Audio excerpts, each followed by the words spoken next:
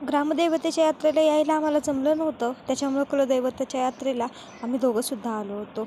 मस्त असं आवरलं आणि आम्ही 2 दिवस आधीच आलो होतो आणि आमच्या घराच्या समोरच हे मंदिर आहे आणि ते बघून एवढं छान वाटत होतं. त्याच्यानंतर मग देवाच्या पाया पडण्यासाठी आम्ही मंदिरात गेलो. दर्शन वगैरे खूप छान मिळालं. गर्दी होती पण तरीही मस्त मिळालं. त्याच्यानंतर जेवण वगैरे केलं आणि देवाचा छबिना बघण्यासाठी गेलो आणि आमच्या इथला छबिना ना हा खूप छान बघण्यासारखा असतो आणि मी पहिल्यांदाच हा छबिना बघितला होता, कारण लास्ट इयरचा छबिना बघायला मला मिळाला नव्हता आणि एवढा छान आणि इतका सुंदर छबिना बघून ना माझे तर डोळे एकदम तृप्त झाले होते. सो कसा वाटला ब्लॉग हा तुम्हाला मला नक्की सांगा. चलो बाय.